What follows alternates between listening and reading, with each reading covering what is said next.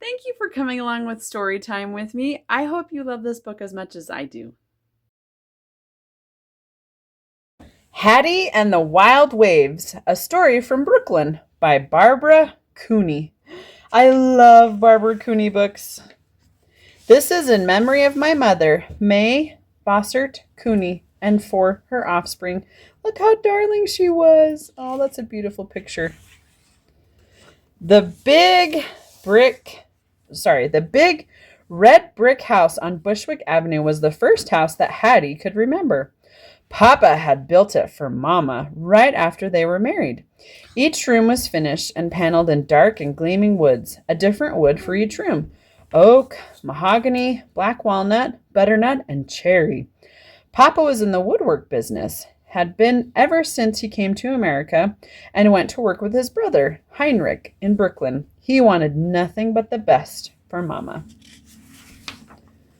When I grow up, said Fifi, as she looked at Mama and Papa's wedding picture in the family album, I shall be a beautiful bride, too. She tossed her curls.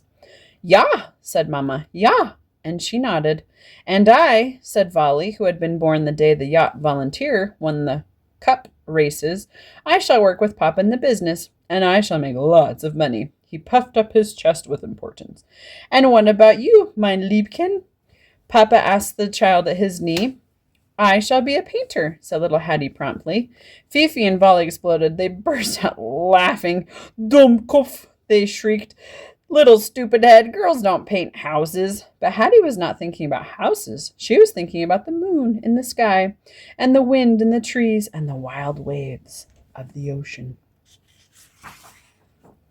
The other people who lived in the house were Clara Gisecki, the cook, Little Mouse, Clara's small daughter, Mary Wagner, the maid, and a series of young girls who looked after the children. The nursemaids never stayed long. Fifi and Volley teased them without mercy. Then Lena would scold sharply, maybe even slap a child, and that would be the end of Lena or Lizzie or Lily. Clara Gisecki and Mary Wagner, however, stayed on forever, gossiping in the kitchen, drinking coffee and playing rummy with Fifi and Volley.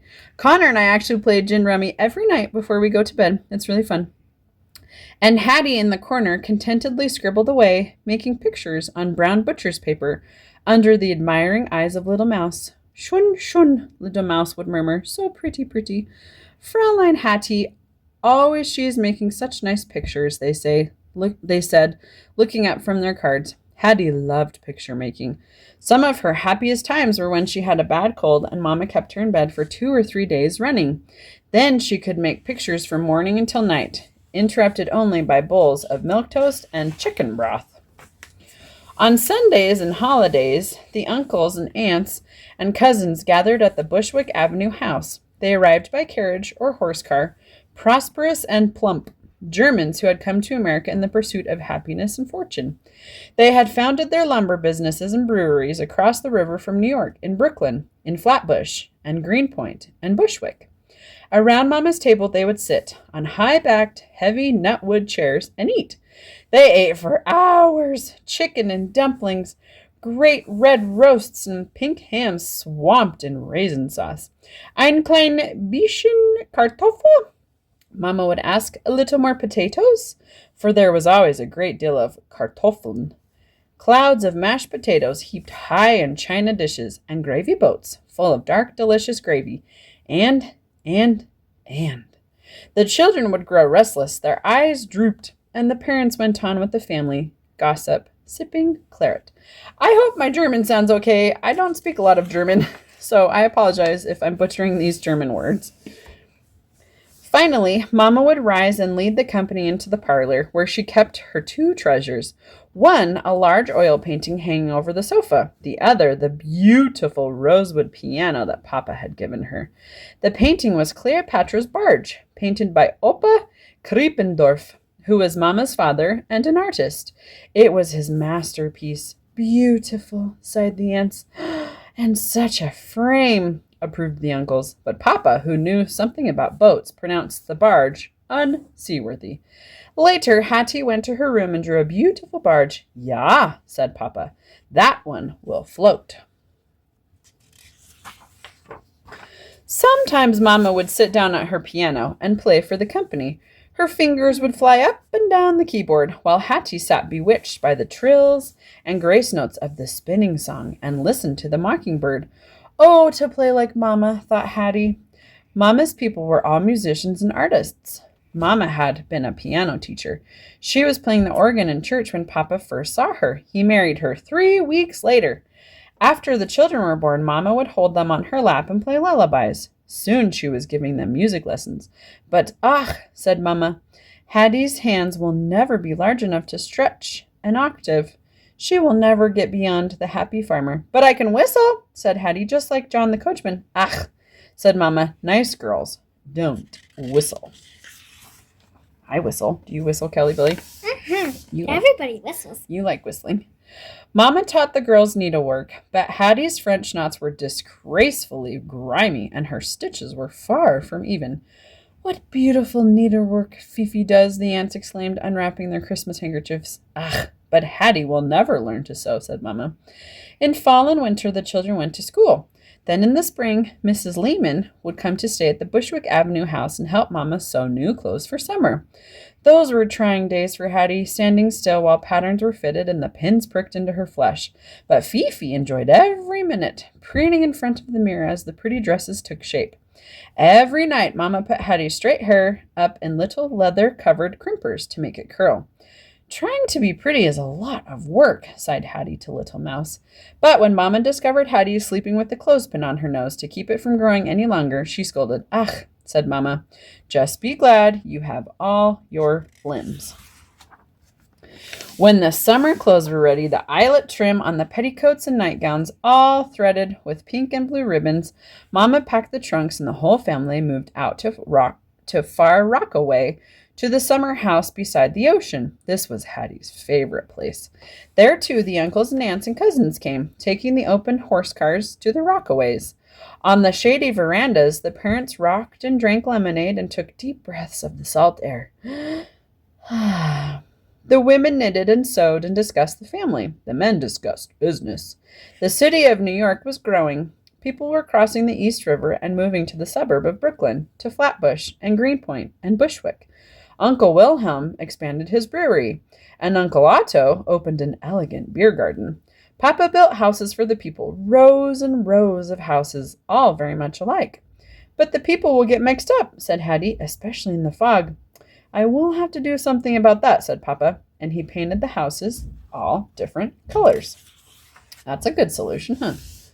Maybe that's what they did in San Francisco, because there's fog in San Francisco. Sometimes Papa took the family sailing on his beautiful boat, the Coronet. The water sparkled. The waves slapped at the hull. At times, Mamma napped in her mahogany and pink velvet stateroom below, but always Hattie stood in the bow, and the moist salt breezes took all the curl out of her hair. When Hattie got home, she ran up to her room and got out her paint box. Soon her walls were covered with pictures. See, her hair is not curly anymore. Oftentimes, Hattie wandered down the beach by herself, whistling and dreaming dreams, while her little dog Ebbie scampered about her. The waves scalloped in and out, lapping at their feet. The sky was the blue of heaven, and the sea went on forever. I wish that summer would never end, thought Hattie. Sometimes the ocean turned green and wild, and the sky grew black. Oh, Ebbie, she would say, picking up the little dog, what are the wild waves saying? Whatever they were saying, they had the answer that she knew as she walked beside the sea. So the summers passed at Far Rockaway. Fall came, and they returned to Bushwick Avenue. The leaves fell, and Fifi and Volley and Hattie went back to school. One winter day, as the children bent over their homework, Papa brought them a remarkable piece of news. He had just bought the family a new summer house called the Oaks, a house as big as a castle, far out on Long Island, far, far away from Far Rockaway. But, lieber Max, said Mamma, I wouldn't know how to run such a house. You will, mein Schatzi, said Papa, "for you will have a butler and footman, and upstairs maids and downstairs maids, and of course Clara Gisecki in the kitchen, and John the coachman in the stables. We will be like princesses," cried Fifi. "And a prince," said Volley, not wanting to be left out. Only Hattie was unsure. What would the wild waves be saying at Far Rockaway next summer? She would not find out, for Papa sold the Far Rockaway house, and they moved far out on Long Island to the big new house. Oh, that would be such a bummer not to be by the ocean. Every morning, the children's horses were brought around to the porte cochere for their daily rides, and every morning Mama put on little rubber boots and a black sateen apron and went into her conservatory to water the plants. In the afternoon, there were tennis parties. Papa had given Hattie a tame macaw, which was trained to retrieve tennis balls. Is that fun? Oh, that was another wonder of this new life. Some days Little Mouse and Hattie walked in the deer park, their arms around each other, telling their secrets, as girls do. "I'm going to be a teacher," said Little Mouse. "And I," said Hattie, "am going to be an artist." "I know," said Little Mouse. Now and then the uncles and aunts and cousins came out on the Long Island Railroad for visits, and everyone was much impressed with the Oaks. But it wasn't the same as Far Rockaway. Suitors began to come courting Fifi. Clara Gisecki had no time now for gossip and rummy, no time for Fraulein Hattie.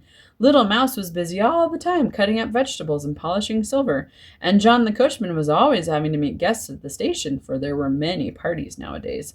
So Hattie walked in the deer park by herself with Ebby, or she took her paint box down to the pond and painted the black swans from China. One day a new suitor appeared. He was in the lumber business. He had a white bull terrier named Snide and an automobile. He was very suitable, and he was the one Fifi chose. Then Mrs. Lehman and an old woman, known simply as Tante, from Jersey, took over one of the upstairs sitting rooms and proceeded to make Fifi's trousseau, hem-stitching and cross-stitching and feather-stitching. They stayed for weeks. Mama herself did all the monograms, but the wedding dress itself came from Paris. "Fraulein Hattie will be next," said Mrs. Lehman. She smiled a big smile full of gold teeth. Oh, the conservatory. The aunts all took their furs out of the camphor closet. Everyone put on their finest clothes and came to the wedding. There was caviar and sweetbreads and Madeira wine. There were jumbo squabs and artichokes with hollandaise sauce. Yum. There was tutti frutti ice cream and champagne and Corona cigars. Hattie was the maid of honor. Volley was the best man. Papa gave Fifi away. Mama cried. And Fifi was a beautiful bride. "I am not Fraulein Fifi anymore," said the bride proudly. "From now on, I am Mrs. Joseph Patrick Coonahan." "I like being a Fraulein," said Hattie to Little Mouse. "A Mrs. is forever, Mouse." "Some day, maybe we will want it to be forever," said Little Mouse. Now Volley became a businessman. All summer he rode the Long Island Railroad with Papa, back and forth to work in town. If only there were a nice hotel in Brooklyn, Papa wished, and since there wasn't, he built one. When it was finished, Papa sold the Bushwick Avenue house. In the wintertime, Mama and Papa and Hattie went to live on the top floor of Papa's hotel, with a splendid view of the East River and New York City. But Volley preferred to live at his club. At mealtimes, Gus the waiter trundled in a little cart bearing silver-domed dishes, out of which came their breakfasts, lunches, and dinners. From the parlor where Mama had her rosewood piano and Cleopatra's barge, Hattie sketched tugs and cargo boats going up and down the river. Looking downriver from Papa's library, she could paint the Statue of Liberty and the ocean beyond. But too often, Hattie had to go shopping or play Russian bank with Mama. I don't know that game. Downstairs on Sundays, Hattie sat by herself in the hotel's palm room under the beautiful blue and white and gold ceiling and listened to a string orchestra play tunes from Die Fledermaus and The Merry Widow. If only Little Mouse could see this room and hear the music, thought Hattie. But Little Mouse had gone away to become a teacher. On Tuesdays, Hattie went with Mama and Papa to the opera at the Academy of Music. Then Mama wore her diamond tiara and draped her powdered shoulders in tulle. They would sit in their seats in box 4 above the kettle drum. From time to time, Mama would hand around the little silver box of candy jujubes. Papa, taking one, would smile proudly. One Tuesday evening, as waves of music filled the opera house, a young woman down on the stage sang her heart out. Hattie in box 4 sat transfixed. The time had come, she realized, for her to paint her heart out.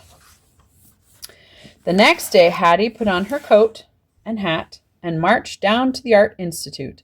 Her business accomplished, she took the trolley out to Coney Island. It was cold and blowy and spitting snow. Most of the rides were shut down, but the little booth containing the wax gypsy fortune teller was open. Hattie approached the glass-fronted booth. She slipped a coin in the slot. "What is my future to be?" she whispered. A little pink card appeared in the opening below. "You will make beautiful pictures," said the card. Hattie walked along the deserted beach holding the little card. The waves reared up. They crested and broke. "You will make beautiful, beautiful pictures," said the wild waves. Over and over they said the words. "Oh, yes," breathed Hattie. "Oh, yes, I shall." "I have something to tell you," Hattie said to Mama and Papa the next morning at breakfast. "Was ist los?" asked Mama anxiously. "Is something the matter?" Hattie folded her napkin. She put it in her napkin ring. Her eyes shone. "I am going to be an artist," she said. "Just like Opa," said Mama, smiling. "No," said Hattie, "just like me." Isn't that a cute book? I love that book. It's all about doing what your mission is and what you're meant to do and seeking out what your ancestors have given you in your genes. And I love this. Barbara Cooney books are my very favorite. She makes beautiful paintings and she often tells stories from her ancestors.